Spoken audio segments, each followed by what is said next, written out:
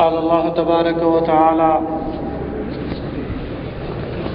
إن الذين قالوا ربنا الله ثم استقاموا تتنزل عليهم الملائكة ألا تخافوا ولا تحزنوا وأبشروا بالجنة التي كنتم توعدون نحن أولياؤكم في الحياة الدنيا وفي الآخرة ولكم فيها ما تشتهي أنفسكم ولكم فيها ما تدعون نزلا من غفور رحيم ومن أحسن قولا ممن دعا إلى الله وعمل صالحا وقال إنني من المسلمين.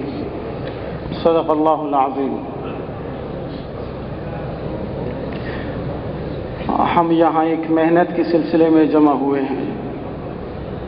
ہم سب کا یہاں جمع ہونا ایک بہت مبارک محنت کے سلسلے میں، اور یہ سعادت کا سب سے اونچا مرتبہ ہے. جس کام کے لیے ہم یہاں جمع ہوئے ہیں، علماء فرماتے ہیں کہ اگر سعادت کا اس سے کوئی اونچا درجہ ہوتا تو اللہ جل شانہ انبیاء کرام کو اسی محنت کے ساتھ دنیا میں بھیج دے. محنت تین طرح کی ہے. ایک ہے صالحین کی محنت، ایک ہے انبیاء سابقین کی محنت، اور ایک ہے سید الانبیاء والمرسلین صلی اللہ علیہ وسلم کی محنت. صالحین کی محنت کیا تھی؟ کہ میں نیک بن جاؤں، میں جہنم سے بچ جاؤں، جنت چلا جاؤں. ایک انبیاء سابقین، پہلے جو انبیاء گزرے، ان نبیوں کی محنت کیا تھی؟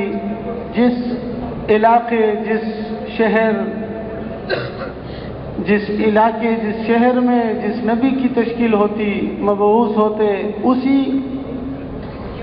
اسی علاقے کے اندر دین کو زندہ کرنا اس نبی کی ذمہ داری تھی. ایسا بھی ہوا کہ ایک وقت میں اگر پوری دنیا کے اندر 50 ملک ہیں، 50 شہر ہیں، تو 50 نبی ایک وقت میں بھی تھے جو اپنے اپنے علاقوں میں کام کرتے تھے. ایک امام الانبیاء، سارے نبیوں کے سردار حضرت محمد مصطفیٰ صلی اللہ علیہ وسلم کی محنت ہے کہ نبی کریم صلی اللہ علیہ وسلم کی محنت کا دائرہ کار جو تھا وہ ساری دنیا، پوری دنیا کے اندر رہنے والا، دنیا کے آخری کونے میں رہنے والا انسان، اور ساری دنیا کے اندر یہاں جو زمانہ چل رہا ہے، چلتے چلتے قیامت آئے گی، قیامت کے قریب جو سب سے آخری فرد آئے گا اس دنیا کے اندر، وہ سب حضور پاک صلی اللہ علیہ وسلم کی امت میں ہیں. تو ہم تو اس محنت کے سلسلے میں یہاں جمع ہوئے ہیں. اور اس محنت کے اندر بنیادی چیز یہ ہے، سب سے بنیادی چیز یہی ہے کہ ہمارے دلوں کے اندر اللہ رب العزت کی محبت آ جائے، اللہ رب العزت کی ذات عالی کا یقین آ جائے، ہم اللہ جل شانہ کو اپنا رب مان لیں. اللہ جل شانہ فرماتے ہیں: ان الذین قالوا ربنا اللہ، وہ لوگ جنہوں نے یہ کہا کہ اللہ ہمارے رب ہیں. یہ اس بات کا اظہار، اس بات کا اقرار اللہ جل شانہ ہماری زبانوں سے بھی چاہتے ہیں. اللہ تعالیٰ کے تو بہت سارے صفاتی نام ہیں. اللہ تعالیٰ خالق ہیں، مالک ہیں، اللہ رازق ہیں، اللہ سمیع ہیں، اللہ بصیر ہیں. اللہ تعالیٰ کی کتنی صفات ہیں.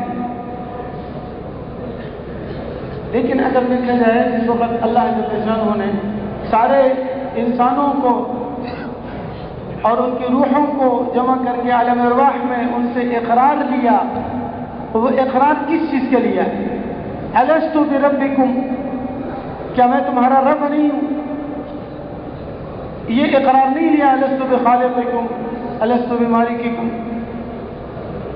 اور اس دنیا سے جانے کے بعد سب سے پہلی منزل قبر کے اندر جو سب سے پہلا سوال ہوگا وہ بھی من ربک کا ہوگا.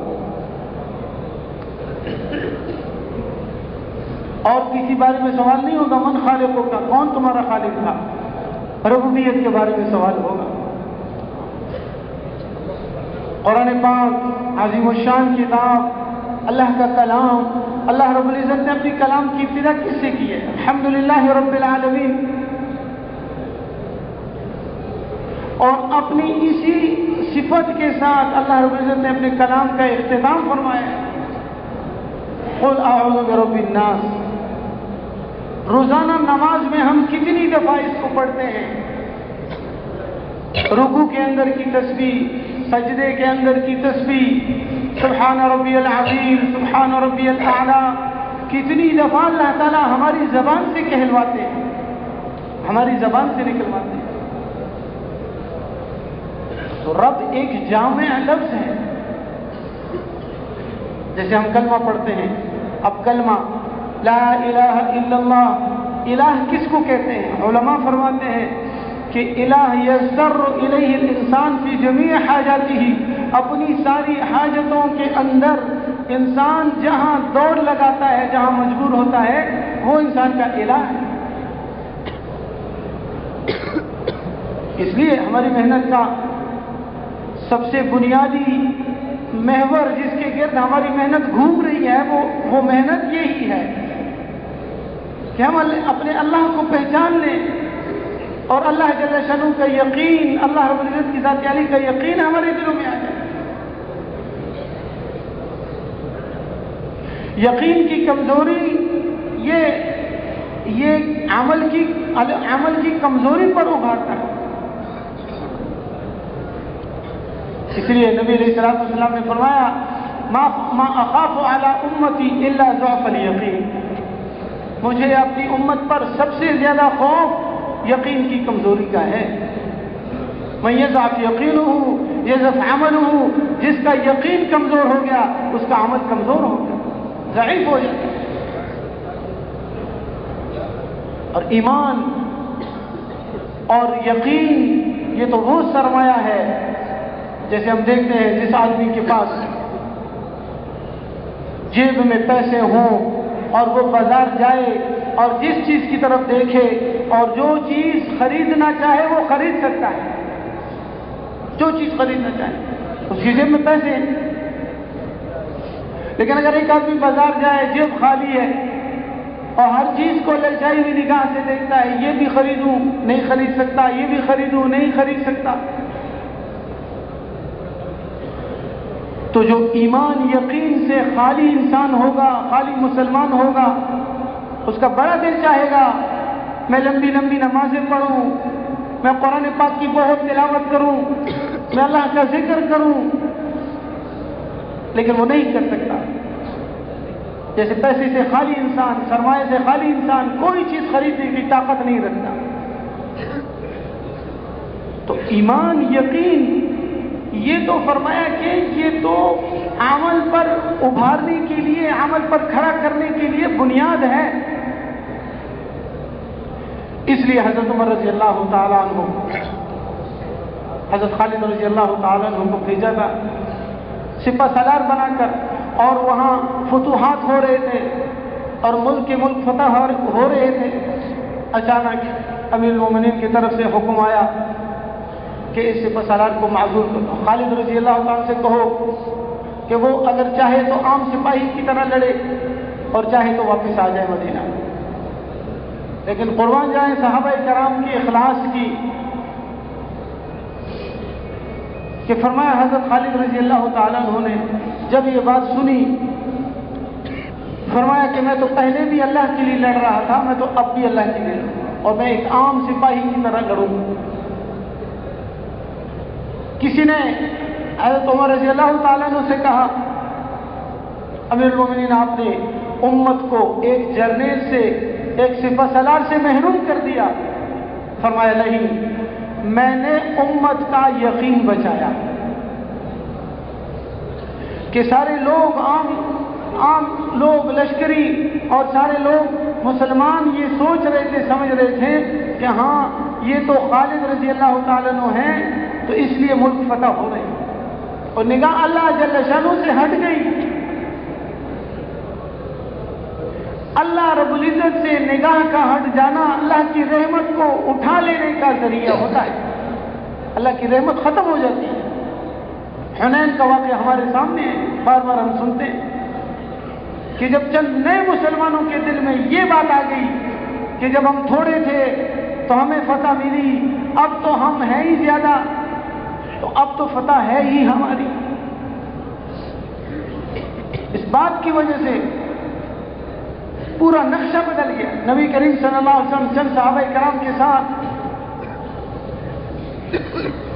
اور جو ہے وہ آوازیں لگا رہے ہیں، انن نبی لا کذب، انا ابن عبد المطلب، بار بار فرما رہے ہیں.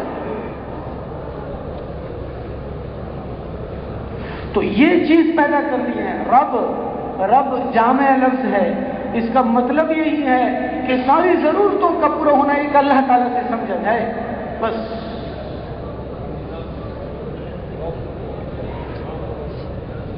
مکہ مکرمہ میں ہندوستان کے ایک بڑے عالم، دو بھائی وہ رہتے تھے. ایک دن بڑے خوش، ایک جگہ سے دوسری جگہ، دوسری جگہ سے تیسری جگہ، کبھی ایک چیز اٹھا رہے کبھی دوسری چیز اٹھا رہے.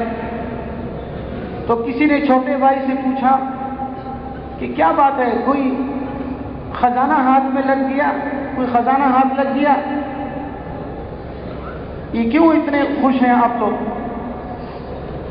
اس نے جواب دیا کہ اصل میں ہندوستان میں ہماری جاگیر تھی، زمین تھی بڑی، اور آج یہ خبر آئی ہے کہ وہ زمین انگریزوں نے ضبط کر لی ہے. انگریزوں نے وہ زمین ضبط کر دی ہے. اس پہ خوش ہو رہے ہیں. کیوں؟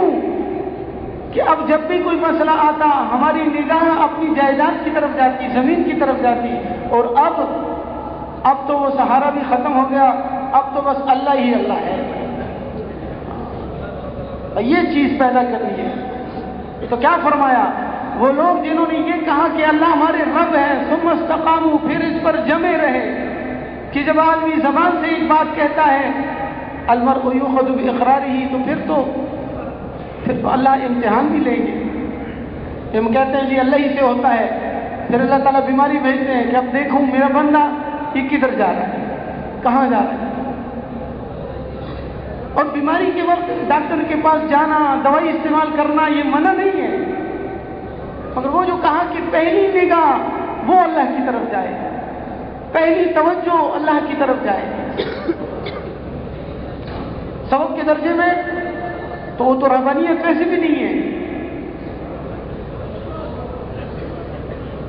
ثم استقاموا، پھر اس پر جمے رہے. جمنا استقامت کے ساتھ.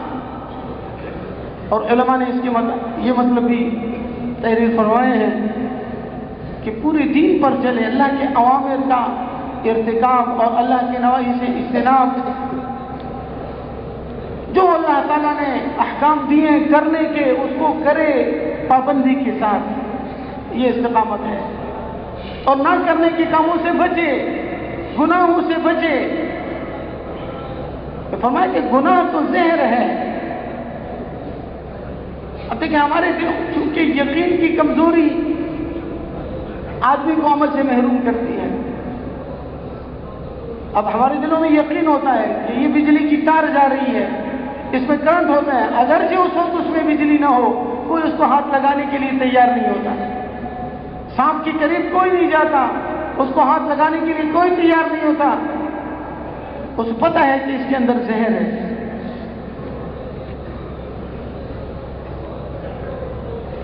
اور فرمایا کہ استقامت، بزرگوں کا مقولہ ہے الاستقامت فوق الف الکرامہ، استقامت تو 1000 کرامتوں سے بہتر ہے. اور نبی کریم صلی اللہ علیہ وسلم نے یہ بھی فرمایا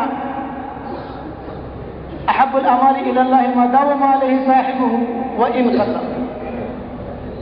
اللہ رب العزت کو سب سے زیادہ محبوب عمل وہ ہے کہ جس کا کرنے والا اس پر دوام کرے. یہ تو عام اعمال کے اندر بھی، ہمارے اعمال کے اندر ہم دیکھیں، ہم تبلیغ کا کام کرتے ہیں، ہم دعوت کی محنت کرتے ہیں. یہ نہیں کہ ایک دن گشت کیا اور پھر چھٹی، ایک مہینہ سے روزہ لگایا پھر چھٹی. اسی لیے علماء کیا ہمارے بڑے کیا فرماتے ہیں، سے روزے کا وقت مقرر کرو، اس ہفتے میں لگاؤں گا، چاہے پھر کچھ بھی ہو جائے، یہ سے روزہ میں نے لگانا ہے. گشت کا وقت ہے، اس وقت میں اور کوئی تقاضا آ گیا، اب اس کو قربان کرنے پر پھر اللہ رب العزت راہیں کھولتے ہیں اور کام کی جڑیں مضبوط ہوتی ہیں۔ ایک محدث نے خواب میں نبی کریم صلی اللہ علیہ وسلم کی زیارت کی، تو ایک حدیث ہے، حدیث میں آتا ہے نبی کریم صلی اللہ علیہ وسلم نے فرمایا شیبتنی سورۃ ہود و اخواتها، سورہ ہود اور اس جیسی سورتوں نے مجھے بوڑھا کر دیا، سورہ ہود اور اس جیسی سورتوں نے مجھے بوڑھا کر دیا۔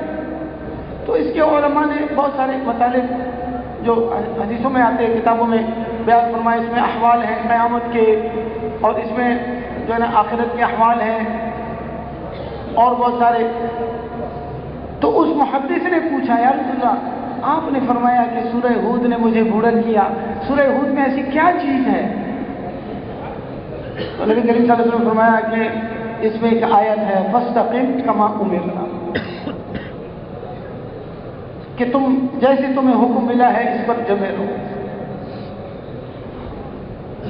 ہم دیکھیں کہ ہم دنیا کے کاموں میں کبھی بھی، جیسے مولانا سید خان صاحب رحمۃ اللہ علیہ سے کسی نے پوچھا استقامت کیا ہے، فرمایا دکاندار سے جا کر پوچھو استقامت کیا ہے، کہ سردی ہو تو بھی جائے گا دکان، گرمی ہو تو بھی جائے گا، بارش ہو تو بھی جائے گا، بخار ہے تو بھی جائے گا،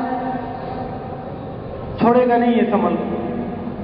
تو دنیا کے کاموں میں ہمارا ذہن یہ بات نہیں مانتا کہ بھئی ایک دن دکان جاؤ پھر ایک مہینے تالا لگاؤ، تو ایسا کوئی نہیں کرتا۔ اس لیے ہر عمل کے اندر، چاہے وہ دعوت کے اعمال ہیں، چاہے وہ باقی اعمال ہیں، قرآن کی تلاوت ہے، ایک دن 20 بار تلاوت کر لی اور پھر جو ہے 2 مہینے چھٹی کر لی، قرآن کا منہ بھی نہیں دیکھا۔ روزانہ ذکر کے لیے وقت مقرر کرنا، روزانہ ذکر کے لیے وقت مقرر کرنا، مقرر وقت پہ عمل کو کرنا۔ مولانا احمد بہلوی صاحب رحمہ اللہ تو یہ فرماتے تھے جب آدمی عمل کے لیے وقت مقرر کرتا ہے تو اللہ تعالیٰ انتظار میں ہوتے ہیں کہ اس وقت میں میرا بندہ یہ عمل کرے گا۔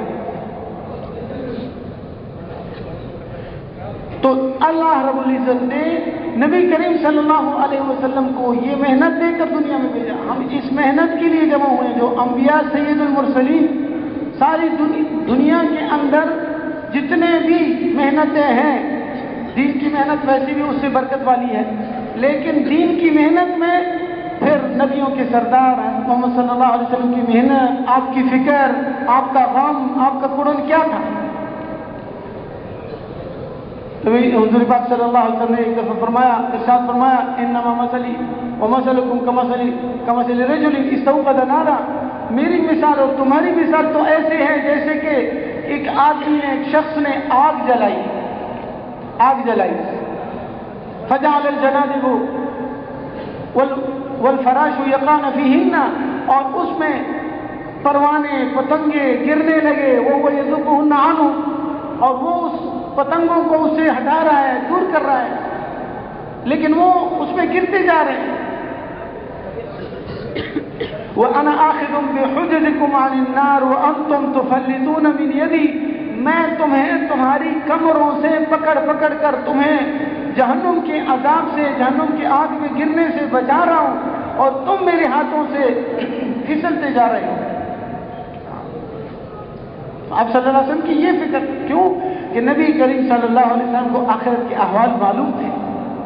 شب معراج میں اللہ جل شانہ نے مشاہدہ کرایا، جنت کی خوشیاں، جہنم کے عذابات، سارا کچھ دکھایا،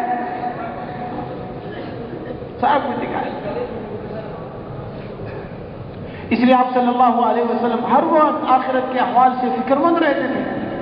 والذی نفسی بیدی لو تعلمون ما اعلم لضحکتم قلیلا ولبکیتم کثیرا، قسم ہے اس ذات کی جس کے قبضے میں میری جان ہے کہ اگر تمہیں آخرت کے وہ احوال جو مجھے معلوم ہے تمہیں معلوم ہو جائے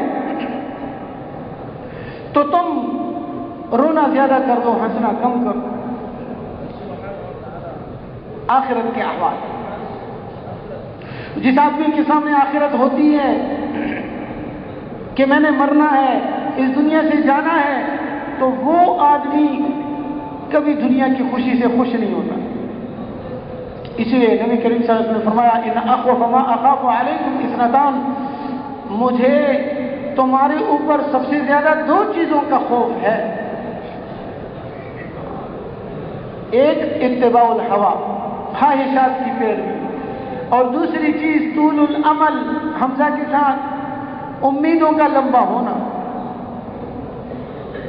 اور پھر فرمایا الا ان اتباع الہوا یصد عن الحق، خواہشات کی پیروی حق سے روک دے گی، حق بات سے روک دے گی. اور امیدوں کا لمبا ہونا، فما ان طول الامل یرسی الاخرہ، امیدوں کا لمبا ہونا آخرت بھلا دے گا، آخرت بھول جائے گی.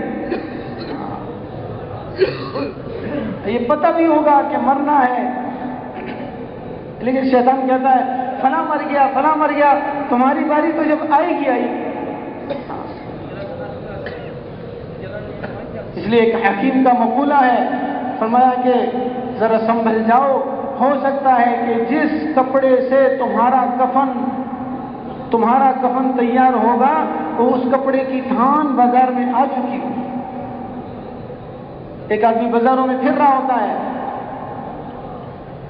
اور جو ہے سودا کر رہا ہوتا ہے، بیچ رہا ہوتا ہے، خرید رہا ہوتا ہے، اس کو پتہ بھی نہیں ہوتا کہ آج کا دن یہ میرا آخری دن ہے، یہ ہفتہ آخری ہفتہ چل رہا ہے، یہ آخری مہینہ ہے، اس سال میں اب کتنے لوگ ہیں پچھلے رمضان میں تھے، اس رمضان میں نہیں ہوں گے. اس لیے وہ ایک شاعر کہتا ہے تزود من الدنیا فإنك لا تدري اذا جن الليل هل تعيش الى الفجر. دنیا سے کوئی توشہ ساتھ لے جاؤ، دنیا سے کوئی توشہ ساتھ لے جاؤ، اس لیے کہ جب یہ رات چھا جائے گی تو پھر پتہ نہیں ہے کہ یہ اس کی صبح تمہارے اوپر طلوع ہوگی یا نہیں ہوگی. اس کی صبح تم دیکھ سکو گے؟ کتنے لوگ ہیں جو رات کو سو جاتے ہیں اور پھر وہ صبح نہیں دیکھ سکتے. آج کی رات میں پتہ نہیں کتنوں کی روح چلی گئی ہے. اس لیے آخرت کی تیاری کرنا اور تیاری کے لیے پورے دن پر چلنا، یہ محنت برائے محنت نہیں ہے، محنت برائے مقصد ہے. ہماری محنت مولانا ابراہیم صاحب فرمایا کرتے تھے ہماری محنت برائے محنت نہیں ہے، ہماری محنت تو برائے مقصد ہے. ہماری محنت کا کیا مقصد ہے؟ ہماری محنت کا مقصد ہے دین. جیسے ایک آدمی زمین کھودتا ہے، کنواں کھودتا ہے تو پانی کے لیے کھودتا ہے، یہ نہیں کہ بس کھودتا جا رہا ہے. اس لیے محنت کرتے کرتے اپنا محاسبہ کرنا کہ میرے اندر کتنا دین آ رہا ہے، عبادات کے اعتبار سے، معاملات کے اعتبار سے، معاشرت کے اعتبار سے کتنا دین میرے اندر آ رہا ہے. عبادات وہ تو فرمایا کہ ہدایہ ہمارے فقہ کی معتبر کتاب ہدایہ شریف، اور اس کی 4 جلدیں ہیں. ایک جلد میں عبادات ہے اور 3 جلدوں میں باقی. اب دیکھیں عبادات صرف 1/4 حصہ اور 3/4 یہ اور معاملات، معاشرت، لین دین اور حقوق العباد کتنا اہم رکن ہے دین کا. کتنا حقوق اللہ کی تو پھر بھی اگر اللہ تعالیٰ چاہے معاف کر دیں گے، لیکن حقوق العباد. اس لیے محنت کے ساتھ ساتھ یہ سوچنا ہے. اب نبی کریم صلی اللہ علیہ وسلم جب جنازہ پڑھاتے تھے تو پوچھتے تھے تو اس کے اوپر کسی کا قرضہ تو نہیں ہے؟ اگر وہ کہتے نہیں ہے کوئی قرضہ تو آپ نماز پڑھا دیتے تھے. ایک دفعہ سے ہوا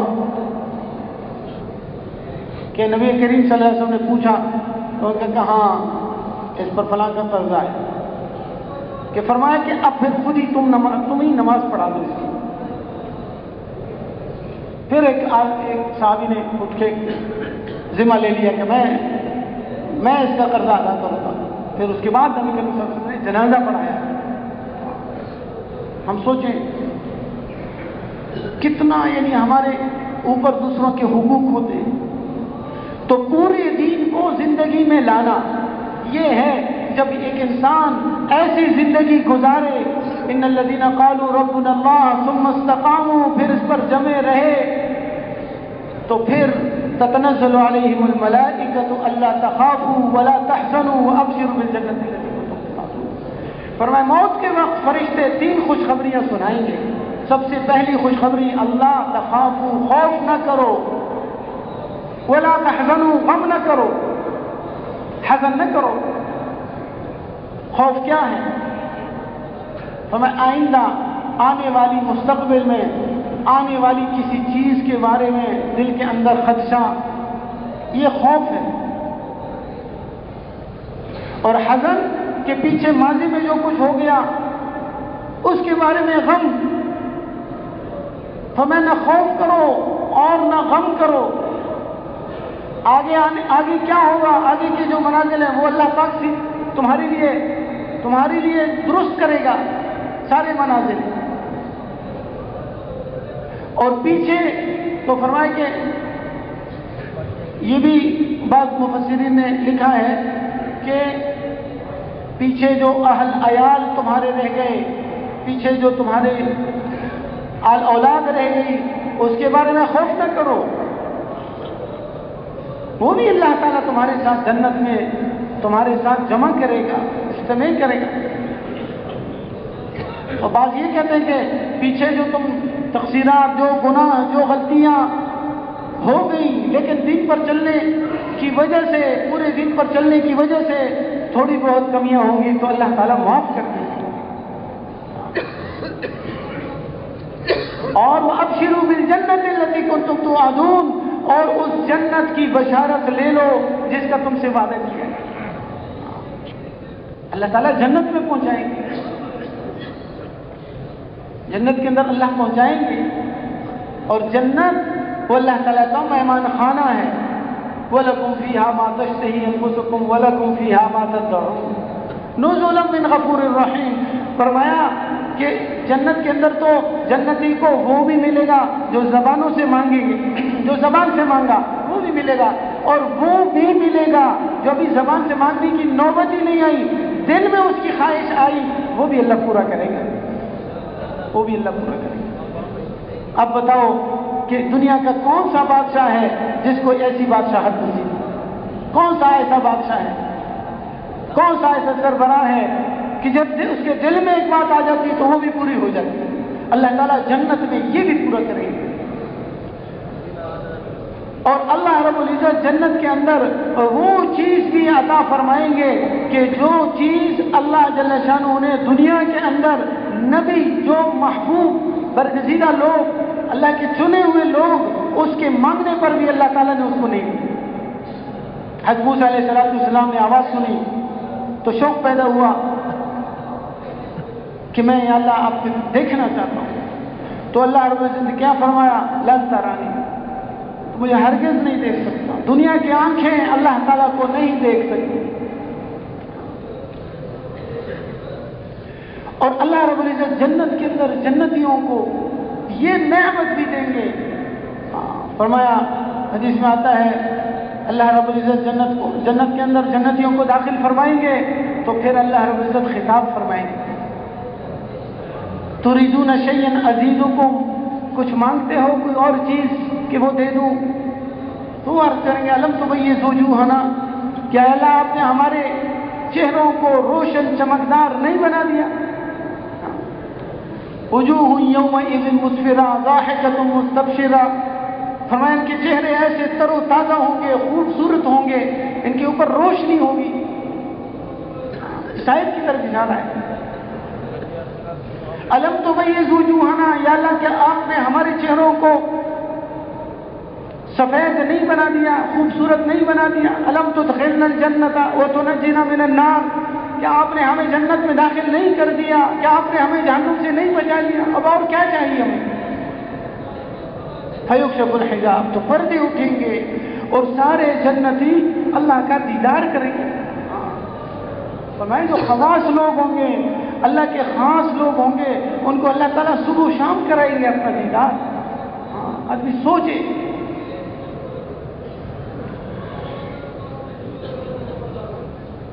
کہ جس ذات کی طرف دیکھتے ہوئے اور اس کے لیے نمازیں پڑھی دنیا کے اندر، اسی کے لیے حج کیا، اسی کے لیے قربانیاں کی،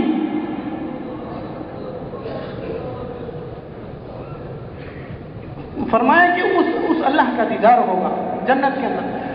اور اگلی چیز فرمایا اللہ رب العزت جنتیوں کو فرمائیں گے کہ میں تمہیں جنت کے اندر وہ چیز نہ دے دوں کہ جو جنت کے اندر تم مانگتے ہو، میں تمہیں ایک ایسی چیز نہ دوں؟ تو وہ کہیں گے ایو شیء افضل من ذلک، یا اللہ اس سے افضل اور کیا چیز ہوگی، اور کیا ہوگا؟ تو اللہ تعالیٰ فرمائیں گے احل علیکم رضوانی فلا اسخط علیکم بعدہ ابدا، آج کے بعد میں نے اپنی رضا تمہارے اوپر اتار دی، بس میں تم سے راضی ہو گیا اور آج کے بعد میں تم سے کبھی ناراض نہیں ہوں گا۔ ہاں جنت کے اندر فرمایا جنت کے اندر یہ نعمتیں ہوں گی۔ ایک منادی اعلان کرے گا جنت کے اندر جاتے ہوئے ان لکم ان تحیوا فلا تموتوا ابدا، آج کے بعد ہمیشہ زندہ رہو، موت نہیں آئے گی۔ ان لکم ان تشبوا فلا تحرموا ابدا، آج کے بعد ہمیشہ جوان رہو، بڑھاپا نہیں آئے گا۔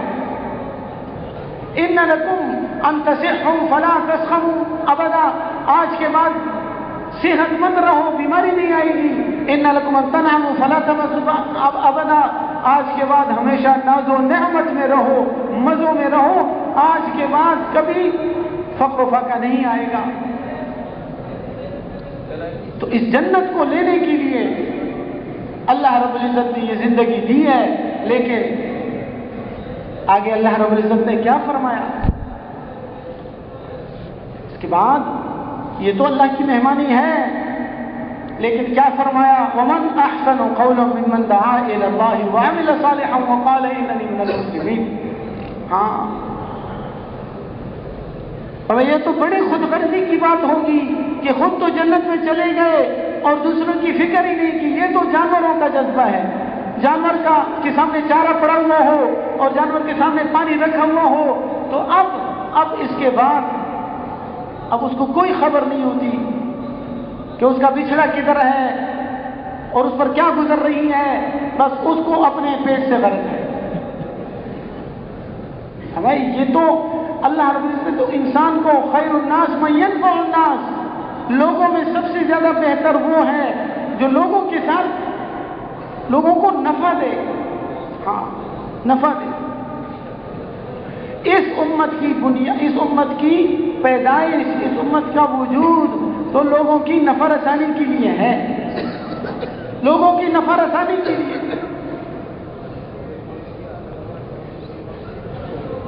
اور اللہ رب العزت نے اسی کی وجہ سے اس امت کا درجہ بڑا اونچا کیا۔ دعوت دیکھیں، اذان دعوت ہے، اور اسی لیے دعا کے اندر اللہ رب هذه الدعوت التامہ یہ فرمائے، کامل دعوت ہے، ہاں کامل دعوت ہے اذان۔ اذان پہلے ہوتی ہے، نماز بعد میں ہوتی ہے، پہلے اذان پھر نماز۔ کیا مطلب کہ دعوت پہلے ہے اور پھر اس کے بعد عمل ہے، حکم ہے۔ دنیا میں آنے کے بعد بچے کو کان میں سب سے پہلی آواز اذان کی پڑتی ہے، اللہ اکبر اللہ اکبر،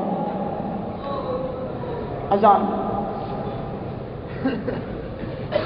روزانہ رات کو سب سے پہلی، جب رات ختم ہوتی ہے، سب سے پہلی آواز جو گونجتی ہے پوری دنیا کے اندر وہ اللہ اکبر کی ہوتی ہے، اللہ اکبر۔ اور اذان اب سب کو پتہ ہے کہ نماز فرض ہے، لیکن دن میں 5 مرتبہ اذان دی جاتی ہے، ہر نماز کے لیے 5 مرتبہ اذان دی جاتی ہے۔ دعوت کا کام روزانہ کرنے کا کام ہے، روزانہ کرنا ہے اس کو۔ اور بعض لوگ کہتے ہیں کہ دعوت تو غیروں کے لیے ہے، کافروں کے لیے ہے، تو اذان تو مسلمانوں کے لیے ہے، اذان تو دعوت ہے، اذان تو کافروں کے لیے نہیں ہے۔ اس لیے اس محنت کو اپنی محنت بنانا، یہ ہماری محنت ہے، اللہ رب العزت نے اسی محنت کے لیے ہمیں بھیجا ہے، یہ ہماری زندگی کا مقصد ہے۔ اور اس محنت کی مثال تو پانی کی سی ہے، جس علاقے میں پانی ہوتا ہے وہاں کیسا سبزہ ہوتا ہے، ہر چیز کے اوپر بہار ہوتی ہے، اور جہاں پانی نہ ہو ان علاقوں میں جا کے دیکھ لو، بڑے بڑے پہاڑ بالکل وہ ننگے ہوتے ہیں، کوئی درخت نہیں ہوتا اس کے اوپر۔ تو اس کا مقصد تو دین کے سارے شعبوں کو زندہ کرنا ہے، اس لیے اس کام پر فضائل ہیں، فضائل سنائے، اللہ کے راستے کے فضائل سنائے، امت کو اس طرف راغب کرنے کے لیے، ترغیب کے لیے۔ یہ فرمایا مقام احدکم فی سبیل اللہ ساعتان خیر له من عمله عمره فی اہلہ، فرمایا ایک گھڑی کا اللہ کے راستے میں کھڑا ہونا، ایک گھڑی کا کھڑا ہونا اللہ کے راستے میں ساری زندگی گھر کے اندر کے اپنے اعمال سے زیادہ بہتر ہے۔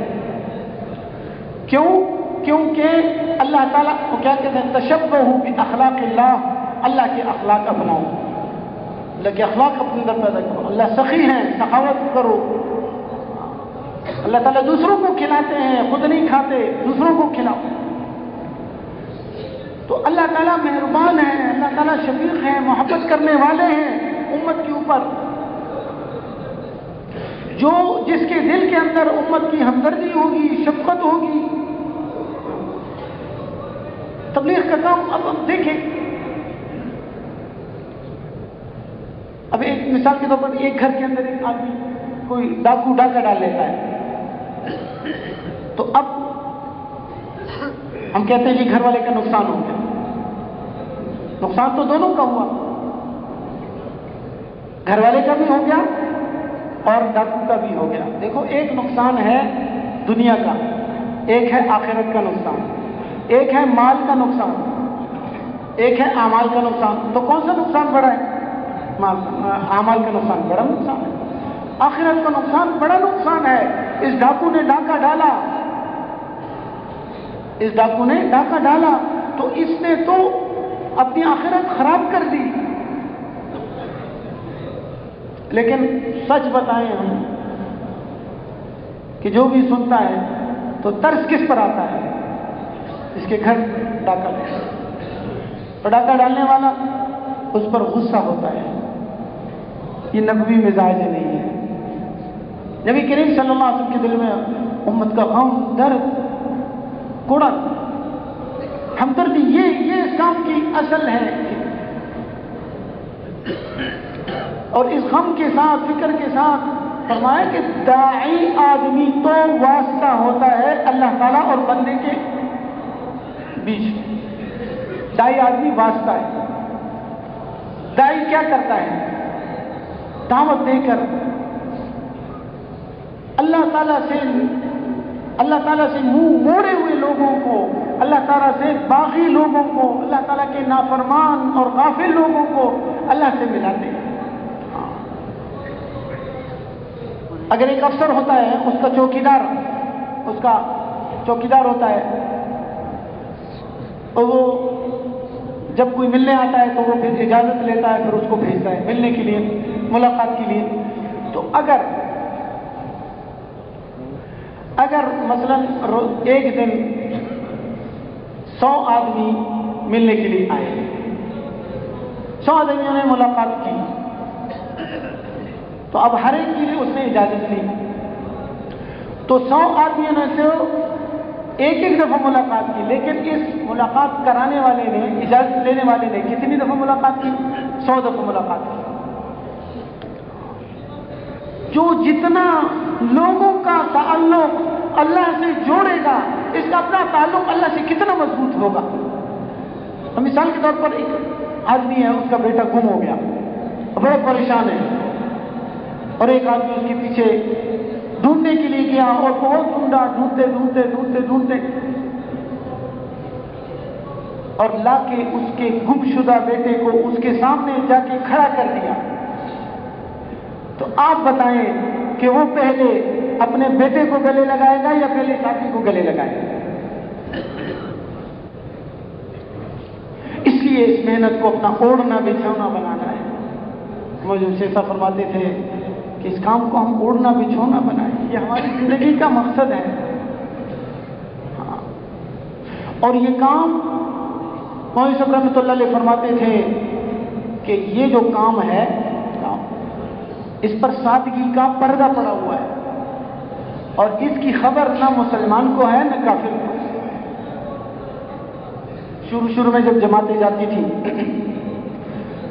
تو اس وقت کئی لوگوں نے,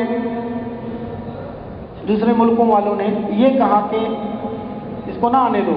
باقیوں نے کہا کہ یہ کیا کریں گے, یہ تو سیدھے سادھے لوگ ہیں, یہ تو لوٹے بستر والے لوگ ہیں, آنے دو ان کو. اب جب کام پھیلا, اللہ رب العزت نے وہاں ایسے کام کی جڑیں لگوا دی کفر کے ملکوں میں. یہ جو جماعتیں جاتی ہیں بعض ملکوں میں تو ان کو ہدایات دیتے ہیں, اس میں یہ ہدایت دی بھی ہوتی ہے ایسے کام کرو جیسے یہ تمہاری آخری جماعت ہو. اس ملک میں یہ تمہاری آخری جماعت ہو, کہ اگر اس کے بعد کوئی جماعت نہ جائے تو وہاں کام چلتا رہے. الحمدللہ اب دنیا کے ملکوں میں اللہ پاک نے کام چلا لیا. اب ان کو خبر ہو گئی, پتہ چل گیا کہ یہ تو اصل اس محنت کی, جیسے مولانا یوسف رحمۃ اللہ علیہ فرماتے تھے ہمارے کام کی مثال دیمک کی سی ہے. یہ دیمک کی طرح اندر سے باطل کو کھوکھلا کرتا ہے اور پھر حق کی ایک ضرب سے, ایک وار سے دھام سے گر جائے گا باطل. تو اب ان کو پتہ چل گیا کہ تو لوگ مسلمان ہو رہے ہیں مختلف ملکوں میں, غیر مسلم یورپ کے ملکوں میں اور ملکوں میں. اب انہوں نے پابندیاں لگانا شروع کر دی. تو فرمایا کہ ہمارے کام پر سادگی کا پردہ پڑا ہوا ہے, نہ مسلمان کو اس کی خبر ہے نہ کافر کو اس کی خبر ہے. کافر کو تب خبر ہوگی جب اسلام, جب دین ان کے بالکل حلق میں پہنچ جائے گا, بالکل بس پھر وہ کچھ بھی نہیں کر سکیں گے. لیکن ہمیں اس کام کی, جیسے ہمیں اس کام کی قدردانی کرنی تھی, ہم نے اس کی قدردانی نہیں کی. اس کام کی قدردانی ہم نے نہیں کی. اس کام کے لیے اللہ نے جو صلاحیتیں دی, اللہ رب العزت نے اس انسان کے ساتھ سودا کیا ہے. ان اللہ اشتری من المؤمنین انفسهم واموالهم بان لهم الجنہ. جنت کے بدلے میں مسلمان کی جان مال کا سودا ہو چکا ہے. ہم بکے ہوئے ہیں. اور بکی ہوئی چیز کا اپنا اختیار نہیں ہوتا اپنی چیز کے اندر. ہماری صلاحیتیں, ہماری استعدادیں جو اللہ نے جس کو جتنی دی ہے وہ اللہ نے اس لیے دی کہ اس کو دین پر لگائیں. جیسے کل بھی وہ مشورے میں پیچھا فرما رہے تھے کہ دین, مولانا مفتی جان الدین صاحب نے فرمایا کہ ہر چیز کی خاصیت ہوتی ہے, دین کی خاصیت پھیلنا ہے. دین تو پھیلے گا. اب جو دین نہیں پھیل رہا تو مطلب ہے کہ دین نہیں ہے, اس لیے نہیں پھیل رہا. جب دین ہوگا تو پھیلے گا. تو مولانا یوسف رحمۃ اللہ علیہ فرماتے تھے ہم اپنی جان, اپنی مال کے خرچ کا اور اس کے خرچ کرنے کی ترتیب کا اندازہ نہیں لگا سکتے جب تک ہم نبی کریم صلی اللہ علیہ وسلم اور صحابہ کرام کی سیرت کو نہ دیکھیں. اگر ہم حضرات صحابہ کرام کی زندگی اٹھا کر دیکھیں گے تو حضرات صحابہ کرام کی زندگی کے اندر اگر دیکھا جائے, کچھ لوگ ایسے تھے جنہوں نے اپنا سارا مال, ساری جان, ساری صلاحیت اس محنت کے اوپر لگایا, جیسے حضرت ابوبکر رضی اللہ تعالیٰ. دیکھیں حضرت ابوبکر رضی اللہ تعالیٰ، اور بعض ایسے صحابہ تھے جنہوں نے اپنا آدھا مال اور آدھی زندگی یہ لگا دی دین کے اوپر، اس محنت کے اوپر، جیسے حضرت عمر رضی اللہ تعالیٰ۔ اور اکثر صحابہ ایسے تھے کہ جو 3/4 مال اور جان وہ اس پر لگاتے تھے۔ تو اب ہم سوچیں کہ ہم کس کھاتے میں ہیں؟ عامت الصحابہ الکرام، عام صحابہ کرام کی یہ ترتیب تھی کہ وہ اپنا 1/3 مال 1/3 جان اس محنت کی تقاضوں میں لگاتے تھے۔ ہم کتنا لگا رہے ہیں؟ یہ جو ہمارے حضرات ایک آواز بلند کر رہے ہیں، وہ ہر سال 4 مہینے، ہر مہینے میں جو ہے 10 دن، اور جو ہے روزانہ 8 گھنٹے، یہ وہ صحابہ کرام کی ترتیب بیان کر رہے ہیں کہ ہم اس کو بیان کریں گے تو انشاءاللہ ایک دن آئے گا کہ اللہ تعالیٰ ہمیں اس ترتیب پر لے آئیں گے۔ اس کے لیے نیتیں کرنی ہے، عزم کرنے ہیں، ہم نے اپنے آپ کو پیش کرنا ہے، جو تقاضے پیش ہوں سب سے پہلے آدمی اپنے آپ کو پیش کر دے، اور اگر اس کی طاقت نہ ہو تو ہم اللہ تعالیٰ سے دعا مانگے، یا اللہ اس تقاضے کو پورا فرما۔ تو انشاءاللہ ابھی تقاضے بیان ہوں گے، سارے تقاضے جم کے ہم سنیں اور اس پر لبیک کہیں۔